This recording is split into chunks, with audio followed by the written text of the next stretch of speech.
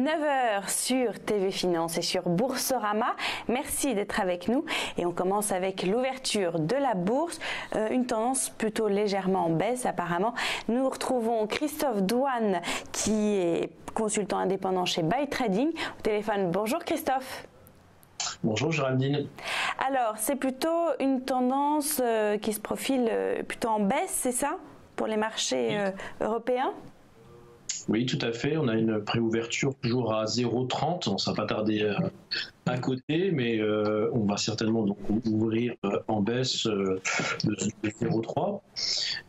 Certainement dans le sillage des États-Unis hier soir. En tout cas, on a. Wall Street a clôturé plutôt en baisse hier. Oui, exactement. On a tous les indices américains qui ont clôturé en baisse, principalement en deuxième partie de séance. Il y a eu une baisse assez marquée. Je crois qu'il y a la cotation qui apparaît, ça y est, 0,35. Donc voilà, on est à 5005, on est juste en dessous des 5005, hein, donc cette barrière psychologique des 5005 qu'on avait cassé. Qu'on a cassé en début d'année. Et là, on est venu perforer, alors je parle du très court terme, perforer ces 5005 à la baisse pour venir sur la partie basse du range dans lequel on se trouve, 5470. Et maintenant, on est à nouveau maintenant coincé entre 5470 et 5480. Dire 5495, si on veut pouvoir regagner un petit peu de puissance et éventuellement casser cette résistance qu'on a toujours à 5530, hein, qu'on a challengé plusieurs fois depuis le début de l'année là. Toute la semaine dernière quasiment. Comment ? Toute la semaine dernière à peu près, c'était à presque 5500 points. Ouais, c'est ça. On est coincé dans le range qui est en place depuis le début de l'année, c'est 5470, 5535. Et tant qu'on n'aura pas clôturé une journée au moins au-dessus des 5535, le trend haussier n'ira pas plus haut. On est en haut d'un précédent range qui était de 5257 à 5336, beaucoup plus large.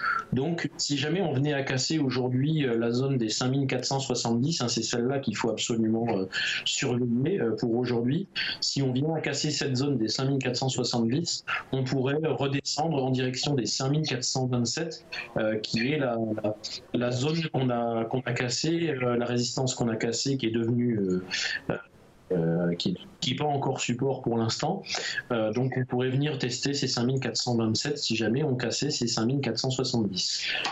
D'accord. Et trois nouvelles importantes qui vont tomber aujourd'hui. C'est d'abord à 10h le SPI, l'indice de l'inflation. On attend aussi la Banque centrale du Canada qui doit annoncer sa politique monétaire. Et puis en fin de journée, la Fed doit publier son livre beige. Est-ce que ça va avoir une influence sur le marché boursier ?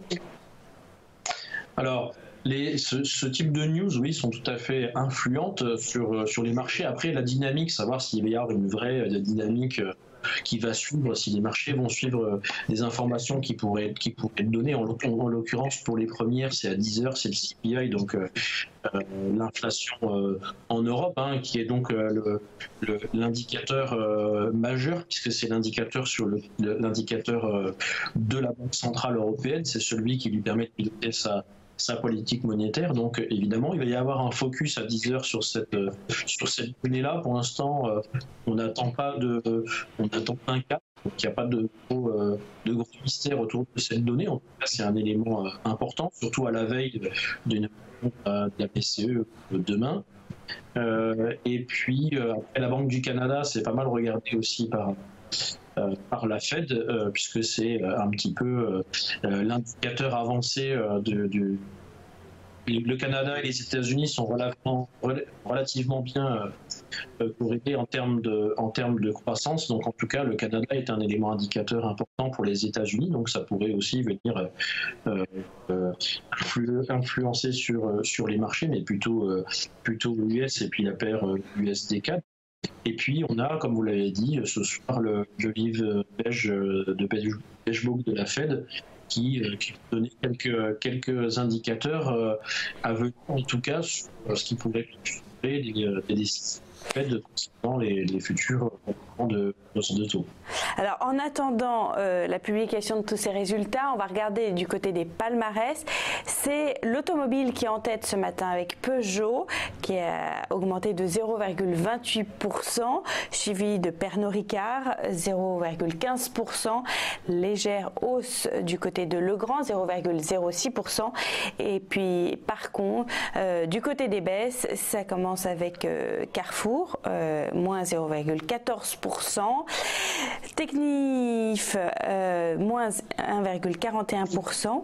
Et puis les banques avec Crédit Agricole, moins 1,54%. Société Générale, moins 1,02%.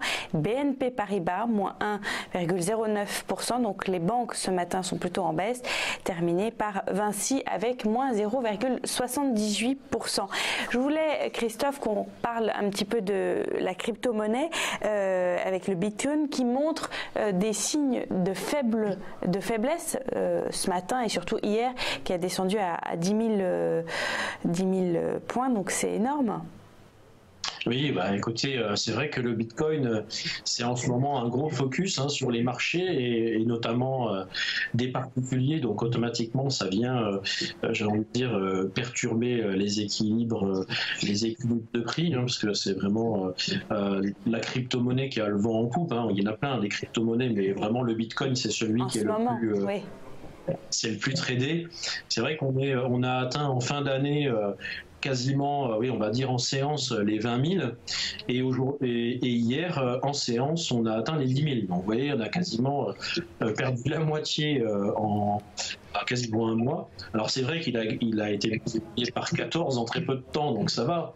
Mais ça reste un actif qui est extrêmement volatile, qui est extrêmement dangereux pour les portefeuilles parce que c'est déjà encore un petit peu tout neuf, tout ça, et à peine depuis peu coté réellement sur des vraies places financières. Néanmoins, voilà, on a en tout cas cassé une première zone. Alors je parle d'un point de vue technique cette fois-ci. On a cassé une première zone support qui était matérialisée à 12 660. Donc on est venu les casser complètement hier et on est venu toucher le bas du pic à 6 000. Donc maintenant, on peut tout à fait revenir au contact des 12 600 et c'est au contact de ces 12 600 qu'on va pouvoir avoir le tempo suivant et comment la configuration technique se met en place. En tout cas, pour l'instant, tant que le Bitcoin n'a pas regagné les 12 600, on peut s'attendre à une baisse encore un petit peu plus importante. Bon, à suivre donc dans les prochains jours. Merci Christophe pour cet éclairage sur l'ouverture de la bourse. Je rappelle que vous êtes consultant indépendant chez Buy Trading.